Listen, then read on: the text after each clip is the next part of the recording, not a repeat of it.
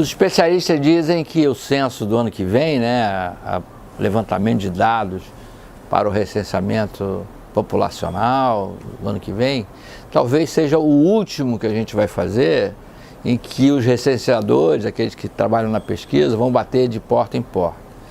A ideia do censo, por isso que se faz só de 10 em 10 anos, é que realmente você vá todos os 65 milhões de domicílios, em cada um deles a gente levante a realidade de quantas pessoas vivem, como é que eles vivem, que idade tem, qual é o padrão de vida, quais são os seus hábitos de consumo, enfim.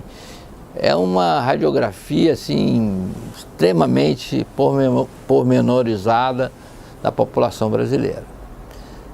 Custa muito caro, você imagine, visitar todos os municípios, e em algum deles tem, por sorteio, né, por uma questão até aleatória, há um questionário mais completo, em que se tenta aprofundar as informações, para a gente ter uma amostra bem realística da população brasileira. Esses números são fundamentais para várias políticas públicas, né? Não é só uma questão de curiosidade, questões, por exemplo, de saúde, questões de educação, tendências de consumo, problemas na área de energia, enfim, condições de vida da população, se tem saneamento, se não tem, né? Se a água é corrente, se não é, se tem esgotamento sanitário, se não tem, se tem esgoto tratado, se tem drenagem na rua em que as pessoas moram, enfim, realmente uma radiografia que é muito boa também para a gente projetar o futuro, né? Como é que vai ser o futuro? Durante 10 anos você vai projetando. Além disso, tem uma questão fundamental que uma parte considerável dos municípios brasileiros depende de um fundo que é transferido dos recursos da União e dos estados para as prefeituras. E esses fundos, ele basicamente é calculado conforme o tamanho da população de cada município, né? Também no nível médio de renda. Então, se você tem municípios hoje que alegam que tem mais população do que está estimado pelo IBGE. Então ele perde a arrecadação em função disso.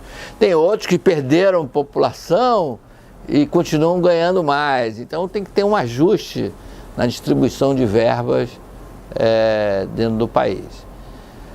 Ora, em 2030 a gente vai ter um país muito digitalizado, né? Você tem muita informação já em uma base em função da internet, em função de praticamente todo mundo hoje tem nas residências um aparelho de telefone celular, né, um smartphone. Com isso, uma grande parte da pesquisa vai poder ser feita sem ser presencial, sem o recenseador ter até que ter contato direto. Claro que esse modelo ainda não existe, estamos imaginando que em 10 anos a evolução tecnológica vai permitir isso. Mas o que é que acontece para 2020? O país está com as finanças públicas quebradas, né? A gente não tem dinheiro para nada, não tem dinheiro para nenhum investimento.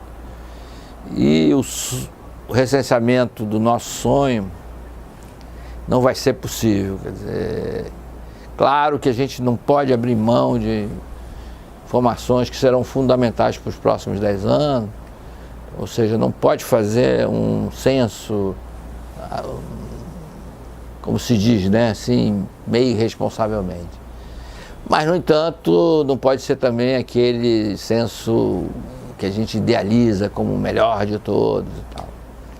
Porque tem que economizar dinheiro, é realmente uma pesquisa caríssima. E é claro que vai se economizar algumas coisas, porque durante o ano o IBGE faz uma série de pesquisas que o próprio censo vai poder respondê-las, né? Você não vai precisar fazer 2 pesquisas, uma só já vai ser suficiente para responder questões como, por exemplo, o orçamento familiar, quanto a gente gasta do nosso dinheiro nas coisas. Com base nessa pesquisa é que se monta o índice de inflação. Então o próprio censo ele vai permitir que se faça a chamada POF. Bom, é claro que estamos num país agora que tudo é razão de briga, né? Razão de polêmica. Então você acha, vamos cortar o dinheiro do IBGE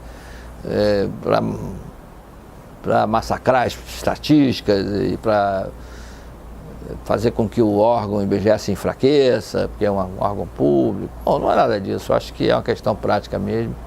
E quiçá a gente consiga fazer um censo muito bom e os problemas que forem surgindo ao longo do caminho possam ser resolvidos.